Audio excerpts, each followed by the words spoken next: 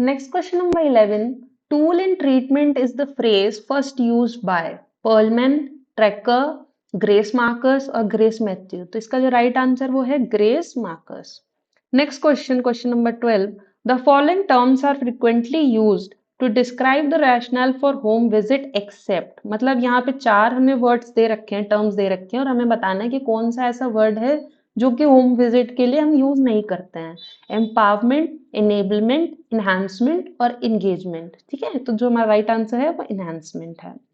Next question number 13. Professor H.Y. Siddiqui 1997 worked out a set of dash principles based on the existing evidence-based indigenous community organization practices in the Indian context. तो उन्होंने कुछ principles दिए किस basis पे, जो उन्हें evidence मिले indigenous community organisation के प्रैक्टिसेस करा के इंडिया में. ठीक है, तो हमारा जो राइट आंसर है वो होगा 6. Next question. The first and foremost step in community organization process is. तो हमें जो कम्युनिटी ऑर्गेनाइजेशन का जो पहला स्टेप होता है हमें वो बताना है. Identification and prioritization of needs, adjustments of needs and resources, mobilization of necessary resources और इनिशिएटिंग द सोशल चेंज. ठीक है, तो जो राइट आंसर है वो है identification and prioritization of needs, क्योंकि सबसे पहले हम आइडेंटिफाई करेंगे नीड्स को कि कम्युनिटी की क्या नीड्स हैं. ठीक है, और प्रायोरिटाइज भी करेंगे कि कौन सी नीड्स को पहले पूरा करना है. ठीक है, क्योंकि एक कम्युनिटी की बहुत सारी नीड्स हो सकती हैं. Next question. Social action is the mass betterment through propaganda and legislation. This statement is credited to Mary Richmond, Octavia Hill, Murray G Ross और केनेथ प्रे. तो इसका जो राइट आंसर है वो है मैरी रिचमंड. नेक्स्ट क्वेश्चन है the principle that the discontent must be widely shared. Discontent का मतलब है कि कोई अगर परेशानी है, कोई समस्या है, तो यहाँ पे हमें बताना है कि ये जो प्रिंसिपल है discontent must be widely shared, इसका क्या मतलब है. स्प्रेडिंग द डिसकंटेंट मतलब डिसकंटेंट को फैलाओ. Propagating discontent means spread the discontent. Discontent पर से इज गुड, दैट डिसकंटेंट कोई परेशानी है तो that is good. Openness to the community, और हमें इसका मतलब बताना है. Discontent must be widely share, discontent को हमें शेयर करना है.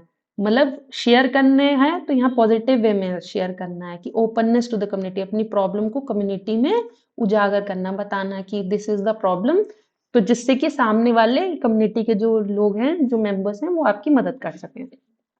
Next question number 18. Which is the correct formula of relationship between mean, median and mode. तो इसका जो राइट आंसर है वो है mode is equal to 3 median minus 2 mean. This is a research question और इसको एक तरीके से रट ही लीजिए because this is the formula.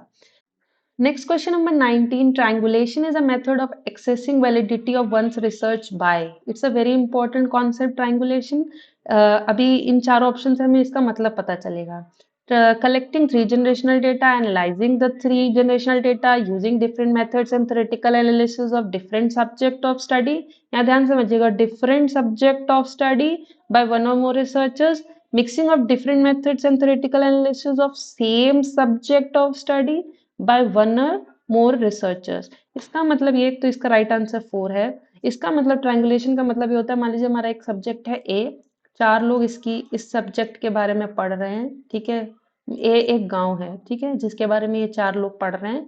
ठीक है, इन्होंने अपने अपने मेथड्स को लगाया. रिसर्च के बहुत सारे मेथड्स होते हैं, इन्होंने उस मेथड्स को यूज किया, टेक्निक्स को यूज किया, इन्होंने एक एनालिसिस किया और एंड में जाके इन चारों ने एक रिपोर्ट सबमिट करी.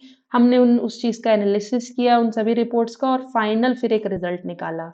ठीक है, तो इस विलेज को पढ़ने के लिए हमने 4 डिफरेंट लोगों के को इन्वॉल्व करा. ठीक है, उन्होंने अपनी अलग अलग स्टडी करी, मेथड्स करा, और ये एक ही सब्जेक्ट के बारे में, यहाँ मतलब सेम सब्जेक्ट के बारे में पढ़ रहे हैं. यहाँ पे ये ऑप्शन इसलिए गलत है थर्ड वाला, because it's talking about different subject.